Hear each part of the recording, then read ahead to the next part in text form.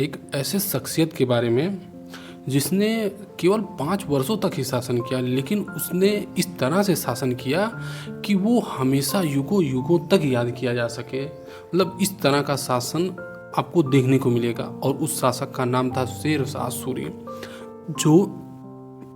जो एक छोटी सी जागीर जिसका नाम सासाराम था, वहाँ से जो है कि अपना जो है कि जर्नी स्टार्ट किया और धीरे धीरे जीतते जीतते वह दिल्ली का सुल्तान बन गया और हुमायूं को भारत से खदेड़कर बाहर कर दिया और अपना जो है कि दिल्ली का सुल्तान बन गया या पूरे हिंदुस्तान का सुल्तान बन गया। तो आज हम बात करने वाले हैं पार्ट 9 की। शेर शाह सूरी 1540 ईस्वी से 1545 ईस्वी तक शासन किया हुआ था। हमने बच्चों पिछले क्लास में आपको बताया था कि कैसे शेर शाह सूरी का हुमायूं के साथ संघर्ष चला और हुमायूं किस तरह से पराजित हुआ और पराजय के बाद उसे भारत छोड़कर भागना पड़ा और इस तरह से शेर शाह सूरी का शासन स्टार्ट होता है। तो इसमें हम इसी के बारे में पढ़ेंगे, शेर शाह सूरी के कार्यों के बारे में पढ़ेंगे। शेर शाह सूरी का शासनकाल मात्र 5 वर्ष का ही था। इतने अल्प समय में उसके द्वारा किए गए सुधारों एवं प्रजा की भलाई के लिए किए गए कार्यों ने आगामी शासकों के लिए पथ प्रदर्शक का कार्य किया। कहने का आशय यह है कि उसने 5 वर्ष में ही इस तरह के सामाजिक, आर्थिक, राजनीतिक बदलाव किए कि जो आगे के शासकों के लिए जो है पथ प्रदर्शक का कार्य किया कि उसके जो है कि जो बताए गए मार्ग हैं, जो उसके द्वारा अनुसरण किया गया है प्रशासनिक व्यवस्था है, उसका अनुसरण करके वो बेहतर जो है क्या है साम्राज्य का निर्माण कर सकते हैं। और इसी के अनुसरण करके अकबर एक महान शासक बना था। बताया जाता है कि कहा जाता है इतिहासकारों के द्वारा, अगर शेर शाह सूरी जिस तरह का सुधार किया हुआ था, अगर शेर शाह सूरी सुधार ना करता तो शायद अकबर जैसा शासन कर रहा था वैसा शासक जो है अकबर नहीं बन पाता। तो शेर शाह सूरी इस तरह के महत्व का शासक था। आगे देखते हैं। शेर शाह सूरी के बचपन का नाम फरीद था। उसने अपने मालिक को बचाने के लिए शेर को मार डाला था। एक बार की घटना है कि शेर शाह सूरी और जो है कि उसका मालिक, वे दोनों जो है कि जंगलों में शिकार करने गए थे। तो शिकार के वक्त ही एक शेर उनकी तरफ तेजी से झपटा। तो शेर को देखकर उसका मालिक जो है वो भागने लग गया और जो है कि शेर शाह सूरी उसके पीछे भाग रहा था। अब अगर कोई दूसरा होता तो वो मालिक को छोड़ता, शेर को छोड़ता और भागता बहुत तेज़ी से। अरे भाड़ में जाए, जान बचेगी तो हम जो है कि शासन करेंगे, इसको जो है कि मालिक को क्यों बचाए। लेकिन शेर शाह सूरी जो है कि बहुत ही ताकतवर था। वो शेर का पीछा किया और शेर को मारा। तो शेर को जब उसने मारा तो उसी समय जो है कि फरीद का नाम बदलकर शेर शाह रख दिया गया। ठीक तभी से फरीद का नाम शेर खां पड़ गया। जौनपुर में उसने अरबी, फारसी, इतिहास तथा साहित्य का ज्ञान प्राप्त किया। एक चीज़ और बच्चों बता दें कि पूरे दिल्ली सल्तनत और पूरे मुग़ल साम्राज्य में जितना पढ़ा लिखा व्यक्ति शेर शाह सूरी था, उतना पढ़ा लिखा शासक कोई नहीं था। बताया जाता है कि अकबर अनपढ़ था, बाबर थोड़ा पढ़ा लिखा था, हुमायूं भी थोड़ा ही पढ़ा लिखा था, लेकिन शेर शाह सूरी बहुत ही अच्छा खासा जो है कि पढ़ा लिखा व्यक्ति था और उसने शिक्षा प्राप्त की थी यहीं अपने जौनपुर से। फिर आगे देखते हैं। शिक्षा प्राप्त करने के पश्चात फरीद अपने पिता की जागीर की देखभाल करने सासाराम वापस आ गया। थोड़े ही दिनों में वह जनता में लोकप्रिय हो गया। जनता में लोकप्रिय क्यों हो गया? जनता में इसलिए लोकप्रिय हो गया कि एक बार बताया जाता है कि शेर शाह सूरी जो है कि साम्राज्य में सासाराम में जहाँ वो शासन करता था, तो वहाँ पर एक बार एक महिला जो है कि का कुछ सामान चोरी हो गया। जब सामान चोरी हो गया तो महिला को और जो है कि जिस क्षेत्र में चोरी हुआ था उसके अधिकारी को बुलाया। महिला की सारी बात शेर शाह सूरी ने बड़े ध्यान से सुना और सुनने के बाद उसने जो निर्णय दिया वो बहुत ही आश्चर्यचकित निर्णय दिया। उसने कहा कि ऐसा है कि जितनी भी चोरी हुई है वो जहाँ पर चोरी हुई है, जिसके अधिकार क्षेत्र में आता है, जो अधिकारी वहाँ पर नियुक्त हुआ था, उसके वेतन में से काट कर इस महिला को क्या किया जाएगा, जो चोरी हुआ है उसकी भरपाई की जाएगी। अब समझ लीजिए कि अगर ऐसी व्यवस्था आज हो जाए तो कोई भी अधिकारी अपना वेतन कटवा थोड़ी न देगा। वो क्या करेगा कि बहुत जो है कि सतर्कता से और बहुत बेहतर तरीके से क्या करेगा, पुलिस व्यवस्था को देखेगा। तो इस तरह से आप देखते हैं कि शेरशाह ने जनता में न्याय दिया और जो है कि जन कल्याणकारी काम किया, तो उसकी लोकप्रियता वहीं जो है सासाराम से बढ़ती चली गई। जागीर की देखभाल करने के अनुभव ने उसे शासक बनने पर सफल एवं लोकप्रिय बनाया। कुछ समय के पश्चात उसने बिहार के शासक के यहाँ नौकरी कर ली। सासाराम की जागीर तो थी, लेकिन उसके पिता और उसकी जो है कि माता के परिवार में ही झगड़ा हो रहा था। तो इस कारण उसको मजबूर होकर वो सासाराम की जागीर छोड़कर वो बिहार के शासक के यहाँ चला गया और वहीं पर वो नौकरी करने लग गया। तो वो कई बार जो है कि उनको भी बहुत सफलता दिया। बिहार के शासक को, जिसका नाम महमूद लोदी रहता है, उसको भी बहुत सारी जो है कि विजय प्राप्त करके दिए और उसे बहुत सारी उन्नति उसने दी। तो इस तरह से उसकी और लोकप्रियता बढ़ती चली गई। वह बाबर की सेना में भी भर्ती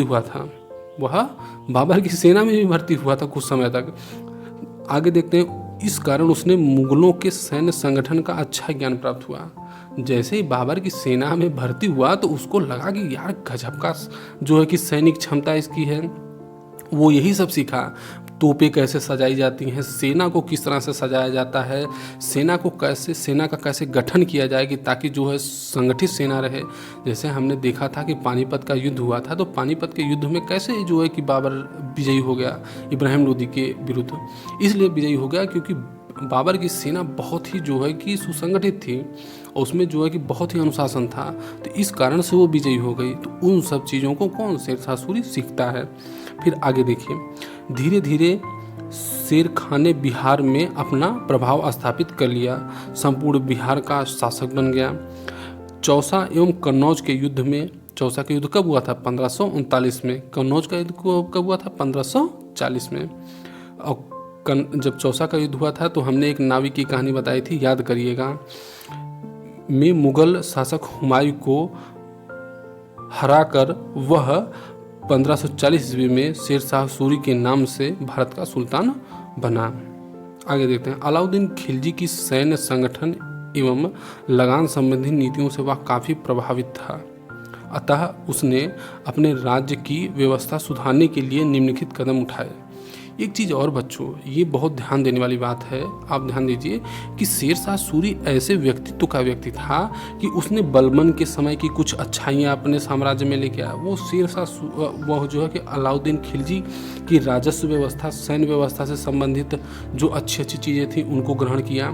फिर उसने, आप देखेंगे कि बाबर के जो है कि सैन्य क्षमता, बाबर की जो संगठनात्मक क्षमता थी, उनको अपने साम्राज्य में क्या है, लागू किया। तो कहने का आशा ये देखिए कितनी अच्छी चीज़ है कि जब अपने परिवार में आप देखें किसी को जो अच्छा कर रहा हो, अपने आस पड़ोस जो बहुत अच्छा कर रहा हो, उससे सीखिए और उसे सीख कर अपने व्यक्तित्व को क्या है, नया करिए, अपने आप को बढ़ाइए। कहते हैं लोगों से सीख कर जो है कबीरदास ने इतनी बड़े जो है कि समाज सुधारक बन गए या इतने बड़े कवि बन गए। तो वो सीख के केवल जो है कि ऐसा किए। तो आगे देते हैं, अतः उसने अपने राज्य की व्यवस्था सुधारने के लिए निम्नलिखित कदम उठाए। राजस्व संबंधी सुधार। उसने भूमि की विविधता के आधार पर अलग अलग लगान निर्धारित किया। पहला ऐसा शासक था जिसने भूमि को 3 वर्गों में विभाजित किया। एक तो उच्च भूमि जहाँ पर खूब अच्छी फसल होती थी, एक मध्यम जो है कि उपज की भूमि थी जिसमें जो है कि औसत जो है कि उत्पादन होता था। एक निम्न प्रकार की भूमि थी। निम्न प्रकार की भूमि मतलब वहाँ उपज जो है बहुत कम होती थी। तो कहने का आशय, जहाँ बहुत अधिक उपज हो वहाँ जो है कि अलग प्रकार की भूमि थी, उस पर अलग तरह से लगान लिया जाता था। इसके बाद मध्यम प्रकार की थी तो वहाँ पर अलग तरीके से लगान लिया जाता था। और जो सबसे निम्न किस्म की भूमि थी उसको कई बार जो है कि आपको बिना करके ही दे दिया जाता था कि आप इस पर खेती करिए, और जब आप उसको बहुत अच्छी भूमि बना देंगे, जब वो खेती करने लायक अच्छी भूमि हो जाएगी, तब उस पर कर लगाया जाएगा। इस तरह से उपजों की किस्मों के आधार पर कर निर्धारण किया जाता था।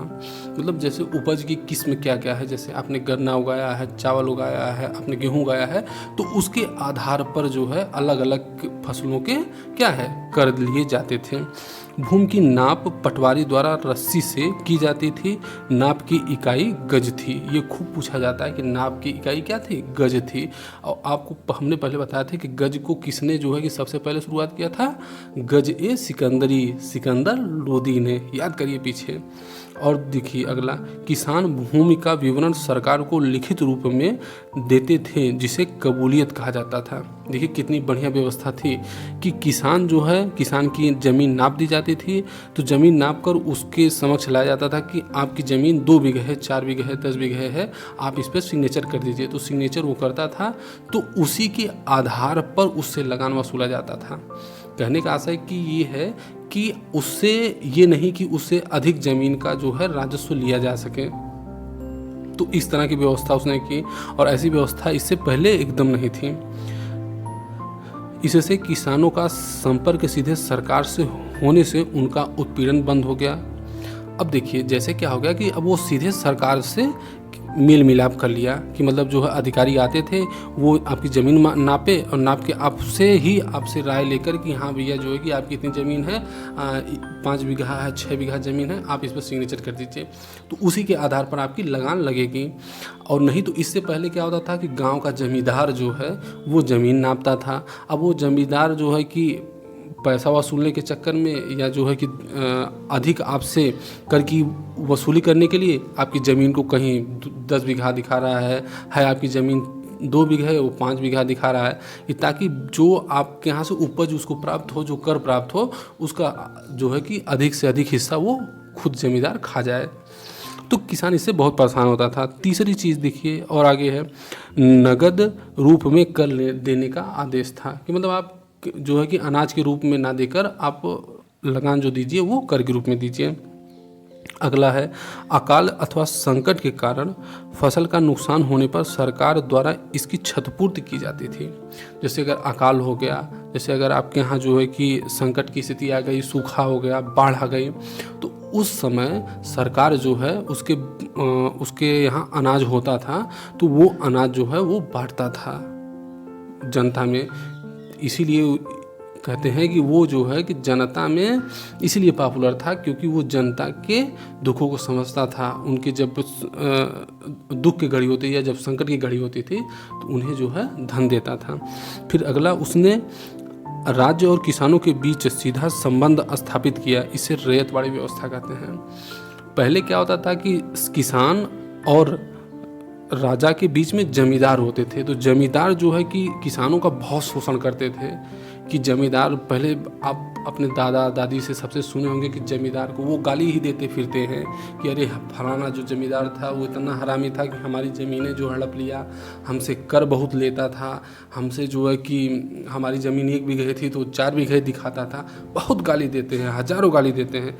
वो इसलिए गाली देते हैं क्योंकि जमींदारों ने ऐसा उनके साथ किया था।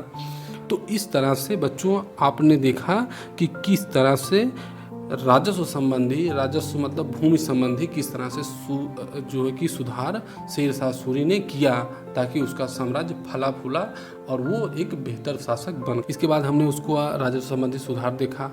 अब हम देखने वाले हैं बच्चे की सैन्य संगठन एवं सुस्त प्रशासनिक व्यवस्था।